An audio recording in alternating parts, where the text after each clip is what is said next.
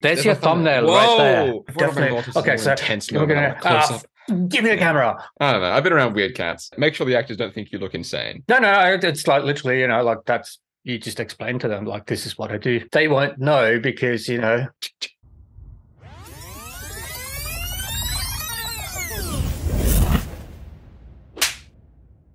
I was thinking about composition, what we were talking about last week, gradually setting parameters, mostly to do with arrangement. We started with arrangement. I'm doing that exercise that we created. It makes me feel like an insane person because I'll be like to the people around me, my friends and family, I'll just be like, hang on, guys. Back in 5 minutes, I need to go into my room and put some shapes on a board and like count down from five to myself 5 times and then take photos of it. It's a fun little exercise, I think. However, because I'm writing another script and I was thinking about would I actually want to shoot this, I was thinking about how the process started last time on Converse, the short that we did that we're working on. And the very first thing that we did, me and the director, was make a shot list together where we just kind of sat in a room and would just like babble at one another, get our heads in the right place and kind of run through the beats of the script and how we want to shoot it and then how we want to cover it. And there was like vague parameters. Like I was in my head, I was like, I need to think of how I'm going to cover this and the time and like movement maybe. But I've kind of, because I've become more aware of arrangement, like we spoke about last week, like leading the eye and other things that we were talking about, like cinematic volume and depth and the size of certain subjects. As a personal project, I'd like at some point to write down like a brief list of things that I just need to keep open when I make a shot list next time to keep in mind. Like, how am I conveying blank through blank? And it made me think, considering you've probably made a shitload of shot lists, like who do you work with? When do you do it? How do you do it? Like, what are your thoughts generally on shot lists? to be perfectly honest, from my perspective, I don't necessarily find a shot list that useful, but that's me personally. For me, a shot list is mostly almost like account keeping when we're shooting, as in have we done X, Y, Z, Okay. whatever. What's going on right now is that the cogs are turning, and then suddenly I go and then go reverse, backtrack. What do I actually do? So it's going to be a bit of a process. Viewer, I'm not sure exactly where we're going to end up, but hopefully it'll be fun, entertaining, and educational. It's interesting because one of my assessments that I've just finished marking for JMC, one of the deliverables is a shot list. And I've been reading through a lot of students' shot lists, and I'm just kind of like, I didn't really tell me anything. And I think that there are two reasons for that I'm seeing. A, if you take a recipe and you just specify the quantities and volume or weight, but you don't specify the ingredients. Oh, okay. Because when you think about it, what's the most obvious line item information in a shot list? It's the shot size, right? Yeah. Medium shot of MCU of POV, whatever. But does that actually tell you where are they in space? Does it tell you where does the camera go? I think because shot lists have been like even pre-JMC, my like go-to for everything. It was like my primary document at certain points. On the first short that we made at JMC, which was my one called Small Talk, which is the reason I've decided I don't want to direct for a while because I directed that one. I made a shot list for that. It's incredibly convoluted. And I actually said I wouldn't maintain the same format for our next short, but I did, and it just worked this time. So I guess it also comes down to formatting and how much you actually want to cover in a shot list, because I've seen big tables. So I've seen some shot lists that are literally just dot points, and I've seen ones that are more akin to the kind of ones that I do, which are tables of like shot number one, shot size, subject, description, movement, audio, like framing and all these things.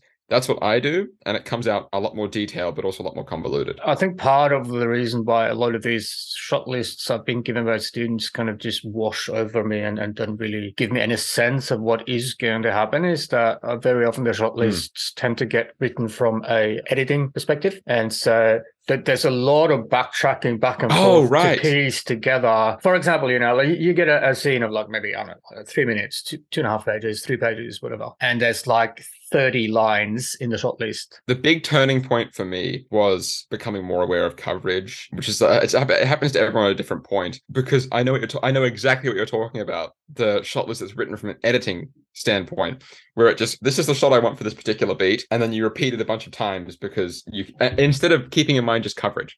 So my second shot list for converse was like much more readable because it was like 6 shots per scene because I knew what coverage was then, and I was just saying, here's a medium close-up 2-shot that covers this much of the script. Here's a master that covers this much of the script.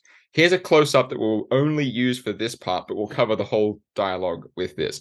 Like, once you become more aware of coverage, it's just so much better. And there are just reading a shot list that is written for editing makes me like feel upset because it's how I used to do it. I go like, oh, ugh. You know, for me, it's all about the setups. Yeah, that's what it's become for me as well. At the end of the day, that's really also why I'm saying like it's more of an account keeping thing for on set. The first AD on set doesn't worry about how many times are you going to cut to this angle because you only shoot it once. Yeah. Or however many takes, and then you move on, right? I guess it definitely did become an account keeping thing when like it became kind of a holy document when we went on set. There were certain like me and the director sat down. We'd sit down at the end of a shoot day, what we thought was the end. Look through the shot list and like we just cross out every single shot. Have the script next to it, marked up script, and be like, have we covered all this with this shot? Yes. Have we covered all this with this shot?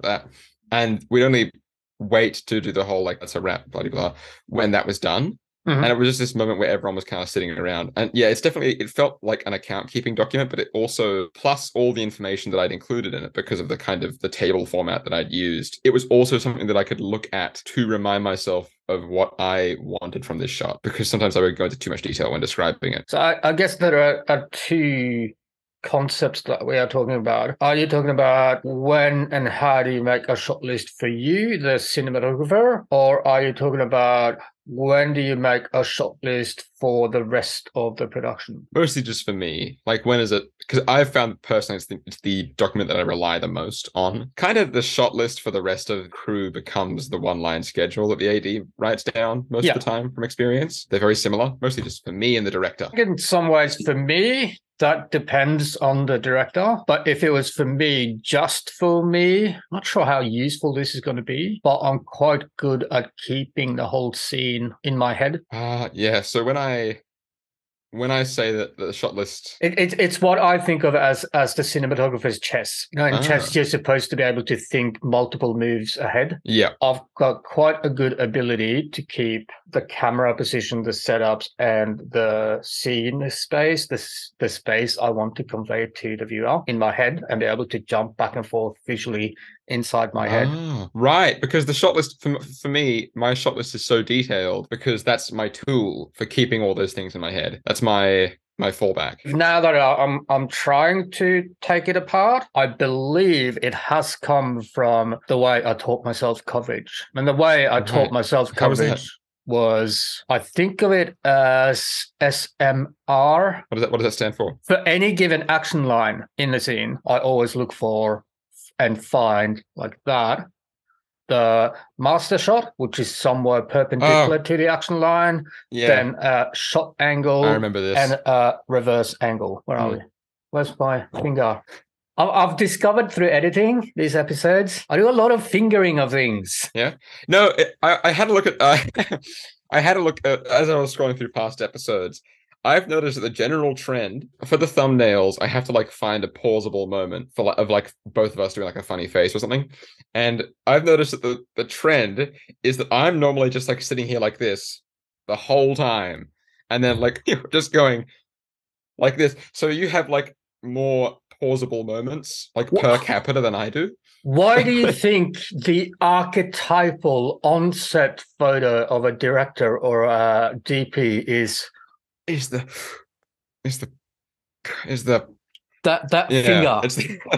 That's always great. I always whenever I'm doing something. There's your thumbnail. There's your thumbnail. Whoa! Right there. What? That's crazy. Whenever I'm doing that stuff, whenever I'm doing like a certain, like whenever I'm in earnest, just being like, I want this over here, or like I'm picturing this or whatever. My brain is always going, I wish there was an on-set photographer here right now to take a photo of how cool I look right now.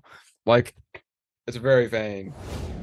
The way I've developed that skill was because I sucked at it so badly that I made it a rule for myself that I wouldn't allow myself to ever take a photo without also knowing the other two positions. You've told me this because it's the reason you just didn't do photography for so long, ever.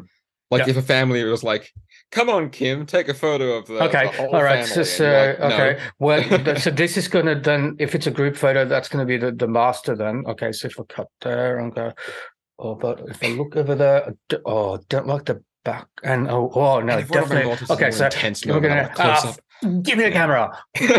But what it made me do was that every single shot I'm looking at when I'm physically walking through the set, I would always turn 180 and look at what does that look like? What does the reverse look like? So I'm used to spinning the set in my head. Right. Because, I've made that rule for myself. Wherever I line up, where's the reverse, Kim? Where's the reverse? So that kind of the almost automated mental processing that you have going on there kind of brings another question to mind that I think we should probably touch on later. I feel like we should run in depth, like this is probably one part of it. I feel like at some point we should probably truck through pre-production in depth. I think pre-production's where I succeeded personally in my short and then like kind of felt the most confident. But it also, all of this brings to mind for me how much pre-production is necessary. How much are you just walking on set with a bunch of equipment and a camera and saying SMR and then figuring it out yourself? Like, the reason why I'm sniggering is that more often than not, it looks like I'm doing exactly that. It looks like I'm just walking kind of on set, walking randomly, kind of walking in an open door from the street and go, oh, okay, yeah, go there. How about that one? And when you say pre-production, the reason I can do that now, I've got almost every production I walk in with nearly 20 years of pre-production. That's true. You have 20 years of pre-production, technically. There was just kind of this disparity that I felt where I was like, am I doing too much when I did because my shot lists are so like long and convoluted, and then I'd make a shitload of diagrams and then do them again, and then I'd do all this planning. And I was like, am I going to walk on set and this is going to be like easy? And I'll be like, this wasn't necessary at all. It was a bit of a fear that I had. Ended up all being worth it. All of it was worth it. It was only easy when I went on set because I did the pre-planning. That's kind of where I'm landing philosophically now. In some ways here, I'm kind of sending out mixed messages because on the one hand, what I do personally when I walk on a set looks like I'm not actually doing a lot of pre-production. I'm not actually doing a lot of preparation. Yeah, but it's a bit of an illusion because of... Like a musician who can improvise really, really well. How is it that they can do that? Yeah, talent's got a little bit to do with it, but it's hours and hours and hours of scales, arpeggios, chords, scales, arpeggios, chords, scales, arpeggios, chords. Yeah. And I guess in that way, if we want to keep this kind of learning music analogy, for me, SMR is kind of like arpeggios. Oh, okay. So you think, do I sense an exercise? We did this in Cine Dojo. Oh, yeah, I know we did with the eyeline thing, but I'm thinking no. Like we had to find S and the M and the R for various action lines. Wasn't that with the one that we tested the pivot with as well? Right. Okay. Yeah. I'm happy I remember that because I'd be really worried if I'd forgotten that. That was great. That's some great footage of me, I think. Definitely not going to distribute that to the world. Okay, because I was just going to say, how about I post a link for you? Yeah, no, do that, actually. Post a link to the viewer. That's fine. I'm pulling a funny face the whole time. That was actually very funny because I was like, we did that in Cine Dojo. For reference, viewer, we wanted to test out a few, like, of the basic, like, some coverage rules and also implement some stuff that we'd worked on earlier. So in our little Cine Dojo extra class thing, we used one of the students' cameras to shoot a basic shot reverse, like SMR. Like it was two people sitting opposite one another. One person turns around, looks at their phone. We have a bit of a pivot there, used a POV sandwich. It was lovely. We finished it. And I looked at it and went, wow, this looks better than anything I've ever shot because it's just so well thought out. It was very interesting. Yeah, we were talking about Legos and studs. Yeah, because it's actually made for blocks to fit together like the studs in Lego. Generally, for me, the way I look at it is very broadly speaking. And, there are aesthetic differences to take that into account. But for me, I break down the space that I'm shooting in. Like, is it like when you're thinking of a shot list or like in your pre-production process overall, or? No, sorry. This is in terms of my navigation of the space. the physical shooting space. Right. Yep. So for me, rather than think of it as just one big blob, first of all, there's a left and right division. That's the biggest division. And then break it down further into smaller areas. And that's also where, I mean, I prefer blocking that is more dynamic. I really want to use space and movement in space. So I guess you could call it dance choreography to physically embody the drama in the scene. You know, that whole idea we were talking about in terms of screen direction and initiative or upper hand in the scene. Having a conceptual left and right division of the space helps with that. I was thinking about that a fair bit last night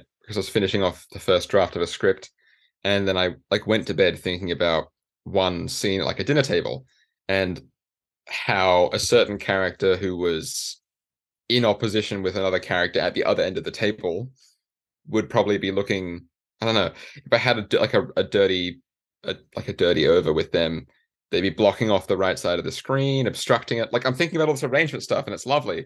So if I feel like if I were to shot list that, that stuff that you said about looking direction and the action line and initiative and kind of, the upward coordination's upward.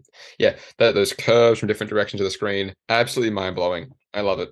It was all fantastic. And that's what my insane shape exercise has been full of that. One little tip of what I've seen of it so far. Yeah. Don't be afraid of the edge. Oh, all right. I've just been watching this YouTube video with a comic book artist who's drawn a lot for Marvel. And he was talking about composition, and he was saying students have a tendency to want to keep everything within the borders of the frame, inside the box. And he was saying, when you do that, the box becomes a coffin. You kill the composition. Oh, brilliant. Oh, that's grim. Yeah. So how would you recommend using the edge? Go beyond it. So there's your edge of frame. If your square is there, it doesn't have to stop there. Part of it can go outside the frame. Right. I never really thought about that. I have been kind of instinctively keeping every single thing inside the frame, and a good couple centimeters inside the frame, not on the edge. I didn't even notice I was doing that. That's wild. I see that all the time. And in my opinion, that's one of the biggest differences between cinematography composition and still photography composition. Still photographers very often have a tendency to want to keep everything inside. I think we did mention this when we spoke about composition in previous classes. Yeah, there was a term for it. Open and closed. Yes, open and closed framing. Yeah. Oh, now that I think of it, considering what we want from cinematography is open framing, you would inherently want stuff to cross the edge, right? Okay, all right, it's all coming together. Anyway, shot lists. Hello, connect the dots again with the fingers. Again with this, yeah. Anyway, shot lists, so on and so forth. Unless I'm going for something fancy or very particularly unusual or anything like that. There's a rhythm to coverage. So, there are certain types of shots that are going to come up time and time again. The whole SMR thing means that I personally find that the classic master is kind of falling out of favor. You've mentioned this, yeah. And I agree. I haven't seen, not only have I not seen just a flat master of all of our characters together in a new TV show or anything. I mean, everyone's very, very fond of the long lens close-up kind of shaky look. Everyone's doing that. But I every single time I do a master, probably because I'm not very good at them as well, kind of looks like it feels wrong. Inserting them into it kind of, I'm like, this doesn't feel right anymore. I think very often what happens for me is that I end up with 2, 3, maybe submasters. Kind of centered around the action line pivots. Right, regardless if you shot this or you storyboard or you do both. What? Yeah. One more finger viewer. Speaking of masters or submasters, the other thing I'm finding, and again, personal aesthetic, don't underestimate the medium long shot. Right, okay. Is it the cowboy shot? Is it the medium long shot? Yeah. Right. Because the medium long shot allows you to hide the floor. You don't see the floor in a medium long shot. Yeah. In what circumstances would you want to hide the floor? When would you not? Okay. I don't know. How many scenes are going to be dramatically ruined or lessened to a significant degree by not seeing the floor. Name me a scene, show me a scene where the floor is a dramatic essence. Yeah, it's a good point. Sorry, I thought you meant that there was kind of like a reason not to shoot the floor ever, like it was not allowed. I see what you mean. There's no point. If the floor is important, unless there's a big cockroach on the ground. If the feet are important, then shoot inserts. Yeah, right. Okay. So the advantages are mostly practical, but a lot of locations you just cannot get far enough back to get a full head to toe with comfortable top and bottom spacing. Right. And also you don't have to worry quite so much about the cables on the floor that are of course properly taped down or covered or whatever. Or if you're shooting a dolly on track, you don't have to worry so much about keeping the track out of shot. That's always been what I've been afraid of when using a dolly. I've always wondered about really, you don't have to answer this, it's just a non sequitur. Like movies that have extremely long tracking shots on like certain dollies, especially when they're moving backward. There is a Gus Van Sant movie. Last Days, whatever it's called. Yeah, something like that. There is a very, very long tracking shot. And there is a behind the scenes of it where the grip crew is pulling track away in front of the camera, running around the camera and laying it down behind the camera. Oh, wow. Like a Thomas the Tank Engine train set. That's fantastic. We're incidentally approaching a kind of loose parameter, or at least loose things to keep in mind when shot listing for Ethan situation. Because so far I'm picking up on like SMR, action lines, submasters maybe, pivots. All of it is kind of coverage. Shot listing is all about coverage for me. Shot list is a summary of the coverage. So if you don't know the coverage, how can you shot list? Shot list for me is just a bullet point version of the coverage. Just a reminder. A really, really sketchy. And I mean sketchy not as in what we're doing, but sketchy as in not being on detail. Speaking of sketching, my like kind of reliance on shot listing and that particular format has come from a complete disdain for storyboarding, because I can't draw. I can't do it for depth. I can't do it for anything. And I know that's like everyone goes like, oh, you can't draw. That's not an excuse. I feel that I can convey personally just what I want to see through a shot list better than I can a storyboard. A storyboard is more of just because I'm so bad at drawing, a storyboard is just as much of a basic reference as a shot list. Also very much in 2 months about storyboards, to be honest, myself. It really does depend. How does the director prefer to communicate? And B, how solid and usable are the drawing skills of the person drawing the storyboards? I think one of the best examples of storyboarding I've ever seen is Rian Johnson's storyboards on Knives Out and Star Wars. We should probably link those storyboards because they're excellent. Because they're objectively bad drawings. Like I love Rian Johnson. Objectively bad drawings, and he like says that himself, but they're storyboards and he used them on these huge movies.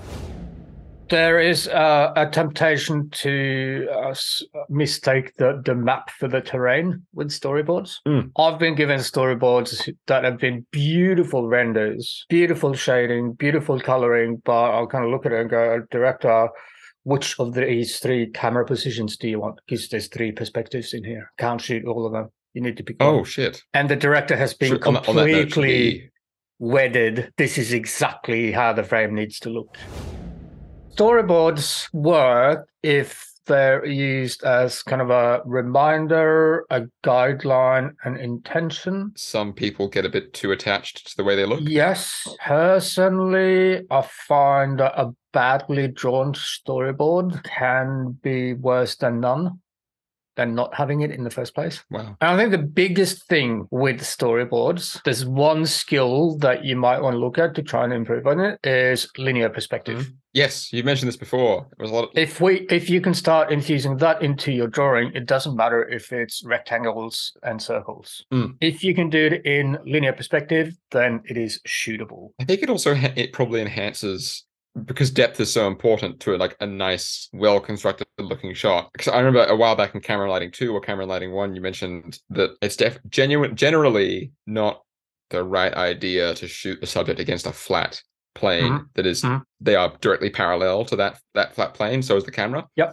I think working on linear perspective when storyboarding kind of activates the part of the brain that goes, wait, I need the background of this shot to look dynamic and to have some depth. To avoid the frame being a coffin. Mm. I suspect that a lot of why storyboards sometimes come out like looking really flat and kind of staying away from the frame edges is that people start with the frame, like they've got a frame on paper or however they produce their storyboards, and they draw inside it. Are you suggesting that they should be thinking instead about the space that they're shooting in? No, so start without a frame. Oh, all right. I have seen a lot of very good looking storyboards that leave the frame.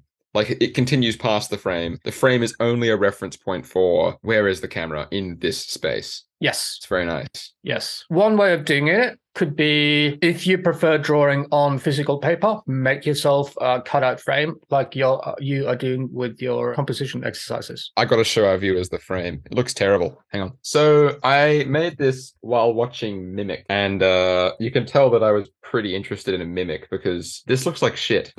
Look at the edges. It's like I couldn't find my box cutter, so I used a kitchen knife to cut this. Okay. I am happy that I was home alone when this was happening because I look like a crazy person. Sounding like a broken record again, but film cameras, because they've got that reflex viewing system, would generally show you a larger image than what was actually recorded, so you could see. I didn't know that. So you could see outside the frame. How do people get around that? How do they know? Well, there's obviously frame edges in it.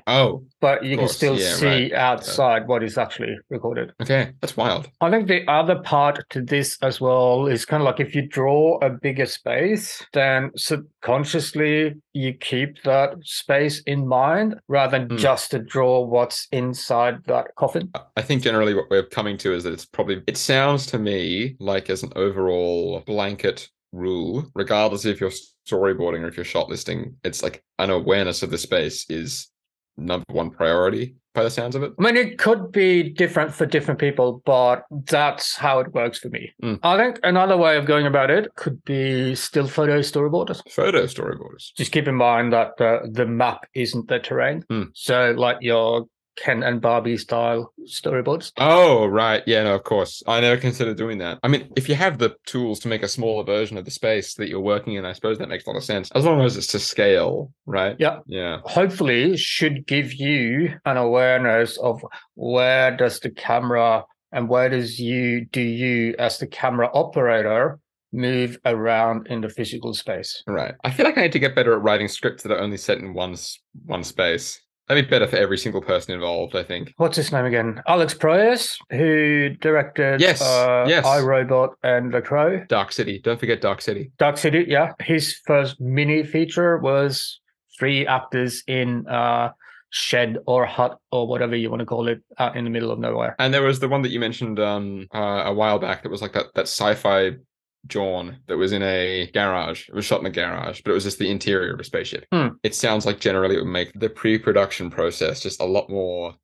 I feel like not having to work in a bunch of different spaces, which is my number one mistake in the previous short, was that I wrote so many locations. Having one space to get really familiar with and to do several recce's in and have kind of like a mental understanding of how it's laid out at a certain point would be so helpful in any pre-production process, like in the camera, anyone in the camera department. Like I feel like that would be just such a sigh of relief. When you shoot multiple days in the same location, you start feeling it a lot more. But then on the other hand, it's kind of like it's good to develop the skill to quickly learn a new space. So like there's that weighing up. How do you go about learning it?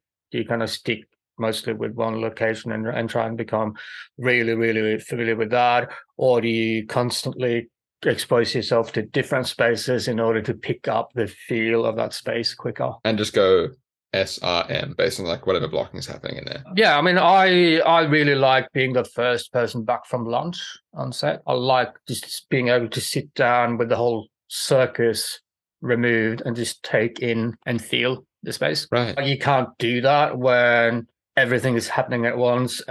On that note of becoming familiar with the space, would you, in terms of the process of pre-production, it sounds to me based on this that a location recce a good location recce might actually be very, very important to then making a good quality storyboard or shot list. Like, it sounds like that should come after a location recce. Oh yeah, for me, definitely. Yeah. That was where I fell off with the last one. So that's kind of where I'm coming from. For me, shot list comes very much later in the process. Right. Okay. It's kind of like just labeling what you've prepared. Oh, okay. Because my personal process has been very different. It's been the shot list comes quite early on in the process. That's like the skeleton of the entire thing, and I build everything around it. So my diagrams are based on how I've composed everything according to the shot list. The director reads through the shot list and makes a storyboard. It's definitely the foundational text of like what I'm working on later on. I mean, I'm not necessarily saying that is a bad approach. I think part of this as well is something that you need to work out for yourself. Oh, yeah. But me, I've realized over the last couple of years that almost everything I do creatively is about space. Even my lighting is about space. Oh, wow. And that kind of might not work equally well for others, as in it may not be as much in the forefront of their thinking as it is for me. But yeah, it's because composition for me is about the space. When I change my composition, I'm changing the viewer's perception of the space. Right. Yeah, that makes a fair bit of sense. In terms of shot list, then that's probably something that you need to work out for yourself, as in when. Yeah, I figured as much. But try it my way, if that makes sense. Yeah. And see how that develops for you. By try it your way, kind of the absorb a space, give it the quick SRM. Anything else? Get at least some sort of idea of the blocking. Right. And whenever possible, I love getting at least a few rehearsals with the actors. Oh, right. That's a good point. The blocking. I feel like I would probably come up with better shot lists and better pre-production documents if I had a better idea of blocking beforehand, which is something we also missed. We did blocking afterwards. That was kind of a bit of a, so space and blocking. I think the other thing with that as well is if you do get a chance to be in on blocking rehearsals with the actors, if you're standing still all the time, try and kind of be aware of how you observe the blocking. Right. At least for the very first one. You don't want to be standing still. Right. And by that, I mean circling the actors like a vulture. No, it's more like a cat. You ever watched a cat stalk, right? Great analogy, and yes. What does a cat look like just before they're ready to pounce? Very, very still, but their eyes are moving a fair bit most of the time. I'm not sure we've been watching the same cat. I don't know. I've been around weird cats. Is it not like... Yeah, I see what you mean now.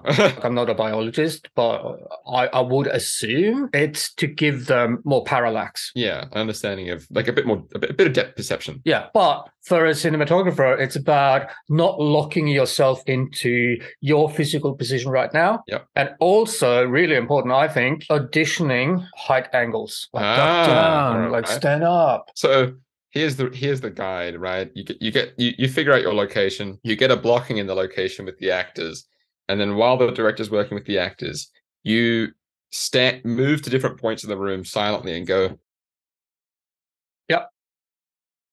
Right, like just look at make sure the actors don't think you look insane. No, it's like literally, like that's, you just explain to them, like, this is what I do. Don't mind me. It's not you. It's me. This is what I'm doing. Yeah. Right.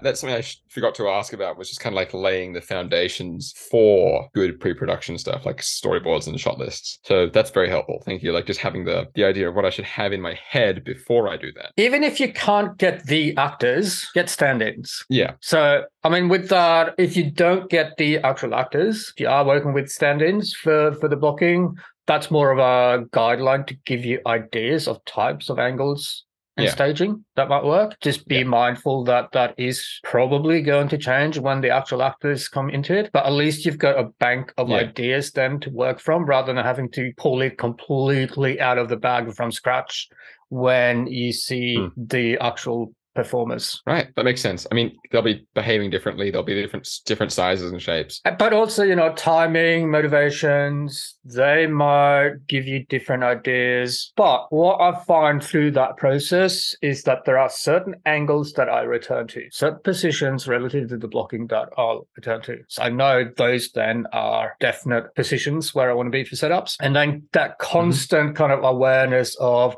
okay, yeah, I like this. Now what's the reverse look like? like. Or maybe not. Okay, so Right. maybe I Yeah. then need to cheat the reverse. Right. Cheating the reverse. What do you mean cheat the reverse? As in, rather than go exactly 175 degrees back or 180, 170 degrees Right. the opposite way, gonna go, okay, I don't like the background there. Let's angle it a bit more that way for the reverse. Right. Would you move your subject a bit then and kind of rely on the audience's suspension of disbelief then, or would you just like leave the blocking as the exact same way as well? I'm talking like the shot and the reverse, right? Yeah. Yeah. So if theoretically the reverse should be exactly that angle and I don't like that angle, you can get away with like 10, 15 degrees either way. Right. Easy. Okay.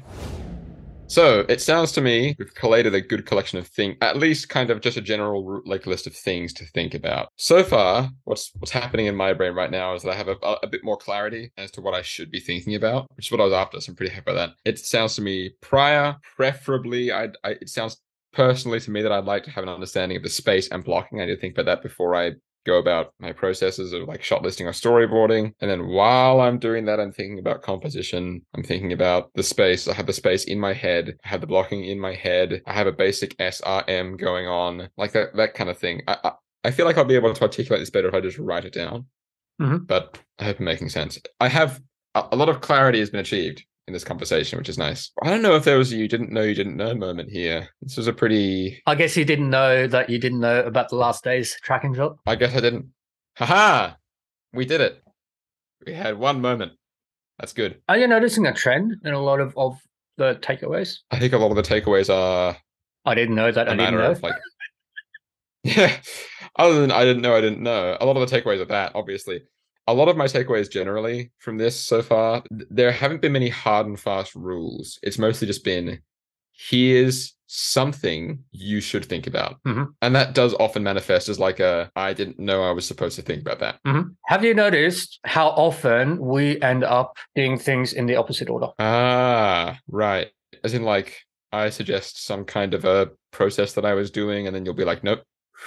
Other way. Yeah, so I think generally sounds to me like today we've very, very cohesively run through. We've gone from something that I brought up that was very, very small to something very, very big as usual. We've started on shot lists. We've discussed how you feel about shot lists, how you approach them, how I approach them, why we both approach them in these ways. Storyboards sound like a point of contention. We've kind of discussed their pros and cons.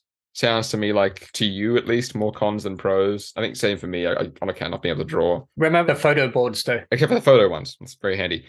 We discussed a bit of the open and closed framing again. That was nice. Not being like in terms of storyboarding, the idea of actually leaving the frame, like ending that restriction. Don't coffin your compositions. Don't coffin your compositions, or else they'll get sick. Then we discussed that. Then it kind of ended. It's kind of wrapped up with a nice couple of revelations for me about the foundations I should be setting for my shot list. Because I mentioned this, the shot list is my foundational work. That needs foundations. That needs an understanding of the space and an understanding of the blocking. At least. I reckon that'll help me out quite a bit. It sounds like what I need as well. And now we're here. Viewer, gotta ask, do you have a shot listing procedure? Technique? Procedure?